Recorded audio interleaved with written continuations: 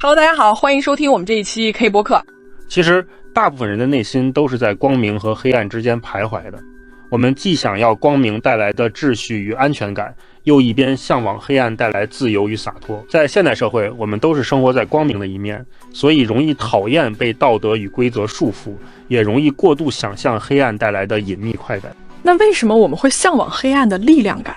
为什么会感觉黑暗人格的男人比较吸引女生？其实这个跟我们过去的经历很有关系的。你回想一下，学生时代好像每个班级里总有那么一个坏学生，他们是不是总是很受女生欢迎？当我们这些好学生在房间偷偷看 A 片时，而坏学生的女朋友的数量比我们和女生讲话的次数都多。不光是这样，步入社会后，我们还在为忙工作、忙生计时，那些家里条件不错，然后又很会玩的男生，每天开着跑车玩女人，玩到快要看破红尘了。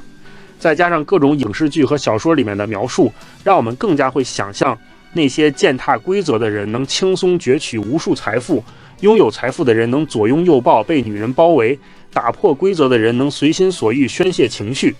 就久而久之会让大家觉得好像无视规则的黑暗人格更有力量，能打破规则就能获得更多的自由和魅力。的确，那我们要怎么处理这种心态呢？卡尔荣格说过，我心中有一种看不见的阴影，它越是未被意识察觉，就越发变得黑暗。若是将其彻底压抑隔离，它便会在不经意间猛然爆发。所以与其想象黑暗人格，不如我们今天就思想黑化一次，主动去揭开那层神秘的面纱，看看心理学中的黑暗三角人格这一特殊的存在，也让我们直面黑暗人格魅力的一面，同时也看看黑暗人格的人会陷入什么样的困境。那这个黑暗三角人格究竟是个什么理论？这个黑暗三角人格理论是一个针对性格的心理学理论，最早是由威廉姆斯教授在2002年提出的。而黑暗三角人格有3种人格特征组成。那具体来说说这3种特征，就是黑暗三角人格它到底是哪3种特质？第一个人格就是极度的自恋。有极度自恋的人通常都是非常自大的，他们认为自己比其他人更重要，因此他们极度渴望他人的赞美、关注与尊重。然而自恋的人却对他人的需求和感觉却缺乏理解。第二个人格就是马基雅维利主义。马基雅维利主义这个术语源自于文艺复兴期间的政治家以及哲学家尼科洛·马基雅维利。在心理学中，拥有马基雅维利主义的人会善于操控他人来实现自己的目标。他们往往不太关注社会规范的道德标准，更加注重实际效果和自己的利益。因此，他们对他人的利益以及需求是非常冷漠的态度。他们通常会把自己的利益放在他人以及群体利益之上。最后一个人格则是精神病态。精神病态是一种严格的人格障碍，它的特征是缺乏同情心、冷漠或无情，以及有一些反社会行为，比如欺骗、操控、冒险和违反社会规范等等的行为。明白了，所以这些黑暗人格特质到底会给人带来哪些实际的影响？有一些研究就发现说，拥有黑暗人格这3种特征的人，通常会比普通人拥有更多的性伴侣。同时，许多出名的政治家，他们也都是多多少少拥有一些黑暗人格这3种特征，因此他们也会比其他人更容易获得成功。既然拥有黑暗三角人格会让我们更容易成功，那我们直接照搬学这些特质不就行了？虽然说黑暗三角人格会带来一些表面上的好处，比如说更容易获得成就，或者说更容易吸引异性，但是它的本质还是非常消极的。它里面的内核就是自私和冷漠，这些属性本就容易伤人伤己。要是你没法把控住其中的负面能量，只想着学它的表面优势，告诉你最后一定会栽跟头出事的。确实，看来只学表面是很危险的。是的，我就见过学生时代班级里那位坏吸引女生的同学，后来成了保安公司的员工，日子过得非常的普通。而那些早年很狂很野、做事没分寸的人，大多也落得家境中落的下场，对生活渐渐提不起兴致。就这些例子都在告诉我们，黑暗三角人格它带来的风光是短暂的，而且它的代价其实是非常沉重的。所以对待黑暗三角人格，咱们要做的是取其精华，去其糟粕，不要学它的负面内核，而是把它身上那些真正有吸引力，能帮我们更好和异性相处的特质提炼出来。至于那些会伤害自己、影响他人的部分，就得剔除。下面我就分享3个从里面提炼出的特质。这些特质虽然对大部分人来说可能有点打破常规，但确实能帮我们更有效地吸引异性。那具体来说我们要怎么做呢？提炼出的特质又是什么呢？第一点就是不要自恋，而是要自信。其实有很多男生之所以不被女生喜欢，最根本的原因就是他们从心底里觉得自己配不上对方，所以他们在跟女生相处的时候就会变得很拘谨，然后说话也会变得很小心翼翼，生怕自己说错了一句话，对方就不喜欢自己了。这种小心翼翼是挺常见的。还有另外一种，就是想通过展现或者给予外在价值来试图掩盖自身的低价值。就比如说拼命的去展示自己的名表、跑车，这些就是想用这些东西去弥补自己内心的不自信。但其实这种东西只会让女生觉得你很软弱、肤浅，甚至会吸引来一些拜金的人，把你当成一个移动提款机，而你永远都得不到真正的喜欢和尊重。所以我们要怎么样去理解和运用自信，才能让自己变得更有吸引力？这里我说的自信其实跟平常说的不太一样，我更希望大家也能学会稍微带上一点自恋。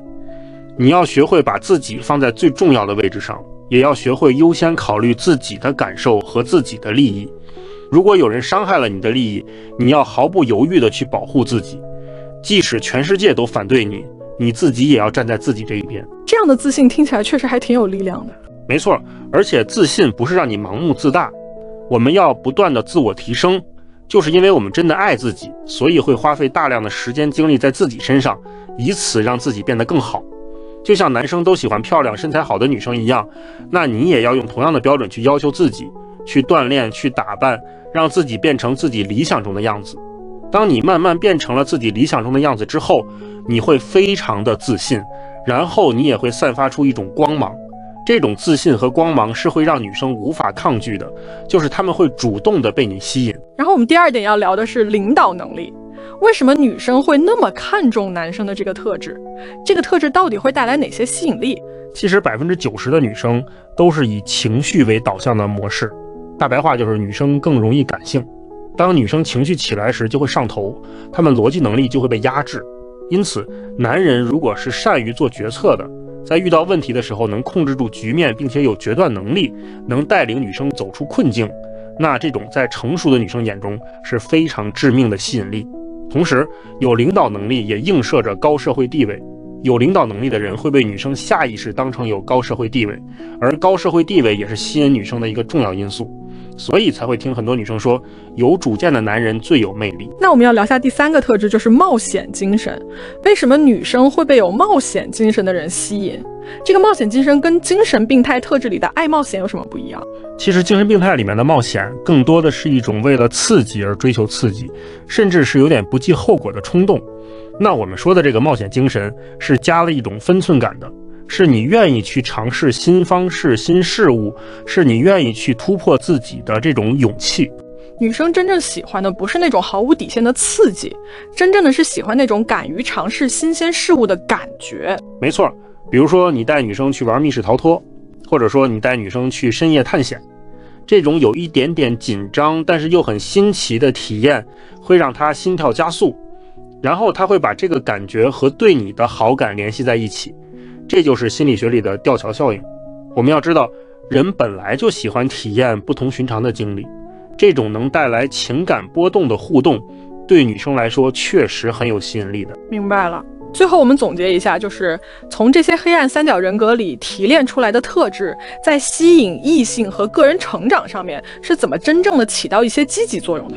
就是我们可以去借鉴黑暗3角人格里面的一些特质，从中剥离出来自信感、领导力、冒险精神。那我们把这些特征合理的运用到自己身上和生活当中，就可以让自己变得更有吸引力。不只是能吸引异性，好的自信让我们和他人打交道时不会为了讨好别人压抑自己，而领导力会让我们在生活中主动掌控节奏，在困境中保持一份清醒和决断。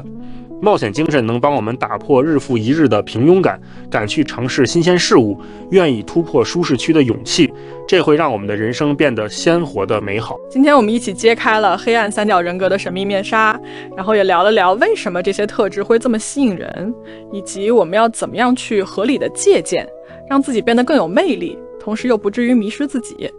OK， 那这期节目咱们就到这里啦，然后感谢大家的收听，欢迎大家关注我们的油管频道，咱们下期再见，拜拜，拜拜。